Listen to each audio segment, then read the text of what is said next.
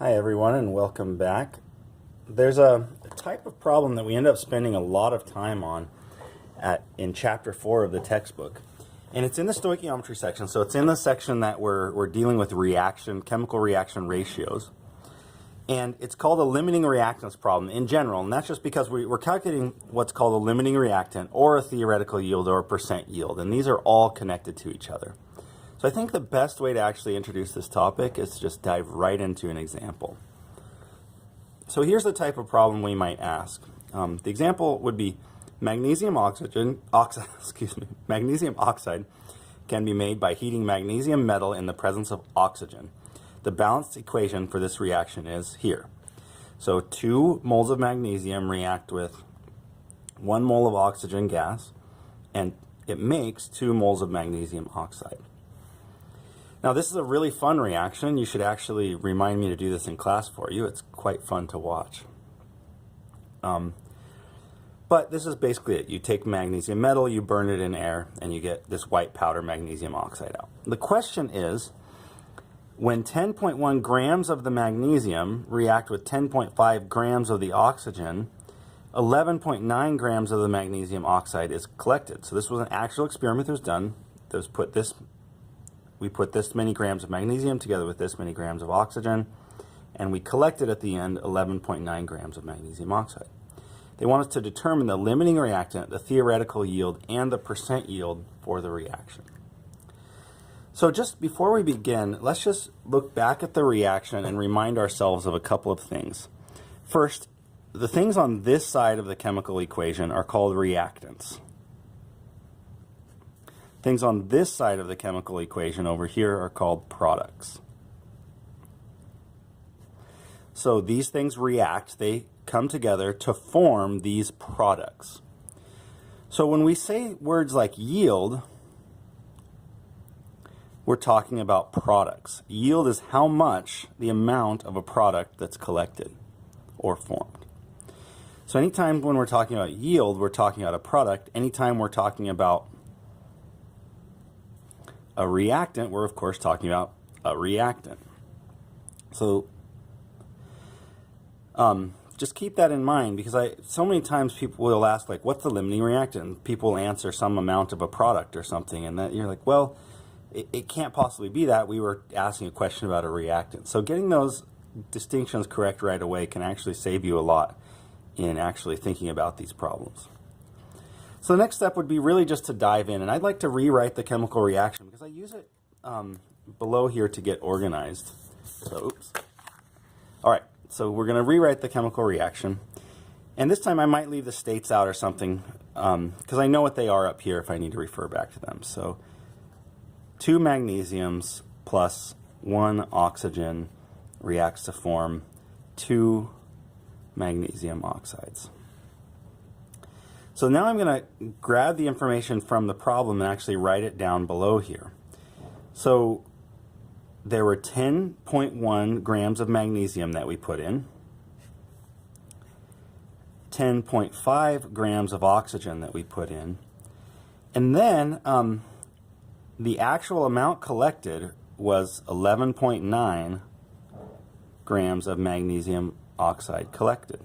Now I'm going to go ahead and write in that word collected here as well, because we want to say this is the actual amount. This really happened in real life. And we're going to distinguish that from the theoretical yield, the amount we calculate could possibly have happened. So keep that in mind. So from here, we can just go ahead and get started. The first thing we're going to do is actually start working on that question that we were just talking about, the theoretical yield. How much could possibly have formed from this much magnesium, and how much could possibly have formed from this much oxygen? So I'm going to rewrite down here now the 10.1 grams of magnesium, and down here the 10.5 grams of oxygen. And in each case, I'm going to do some stoichiometry to calculate the amount of magnesium oxide that could have been formed if all of this reacted. So we'll just dive right in. The molar mass of magnesium, if you look on your periodic table, is 24.31 grams per each mole of magnesium.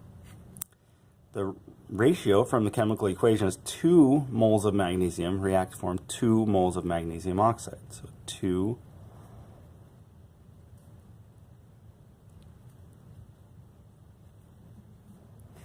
then we want to find the amount, the theoretical yield, the amount of magnesium oxide that could have been formed in grams. So we'll convert back to grams. I've previously added up the molar mass of the magnesium and the oxygen.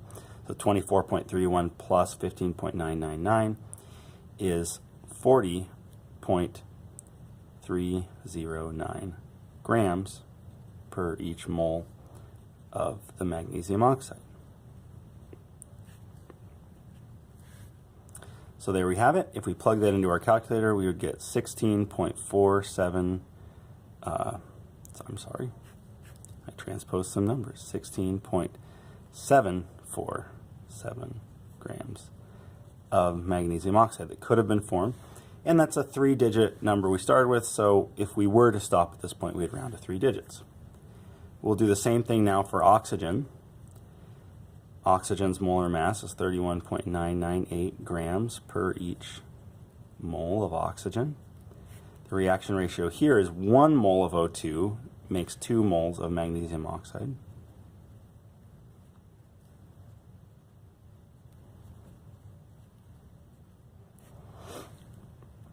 Then same molar mass, 40.309 grams of magnesium oxide per each mole of magnesium oxide.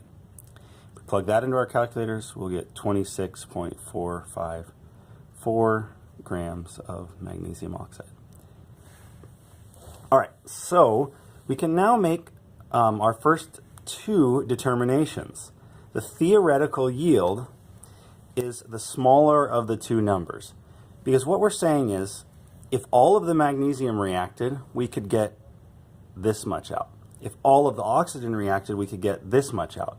The thing is, this much, all of the oxygen can't react because prior to getting this much, we stopped at this point when all the magnesium ran out.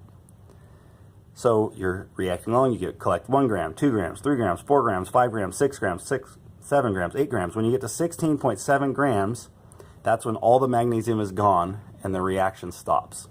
So this is our theoretical yield, which makes magnesium our limiting reactant. Magnesium was what limits how much magnesium oxide we can really get out, because we've reacted along, and when we got to 16.7 grams, we ran out of magnesium, the reaction stopped. We didn't get to keep reacting any and make any more. There was extra oxygen around, and that's why we call oxygen then the excess reactant. The excess reactant, because there was still more oxygen. It could have kept reacting, but the reaction stopped since the magnesium ran out. So we made 2 determinations. Our limiting reactant, if we wanted to label it, we could come back up to the top and say our limiting reactant was the magnesium. The theoretical yield was 16.7 grams of the product, magnesium oxide. And then we just have one last thing, the percent yield. So a percent yield then is calculated as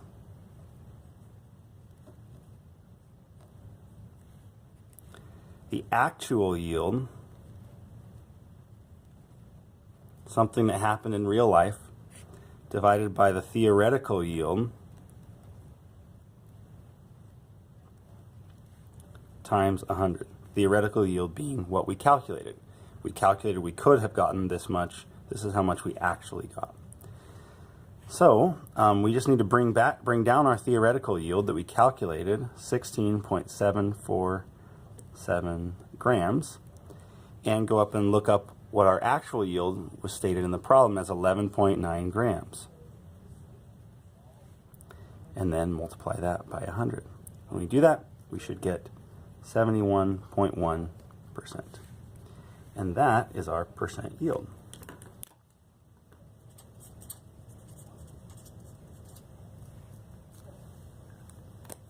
All right, so that's how you use stoichiometry to answer questions about limiting reactants, theoretical yields, or percent yields.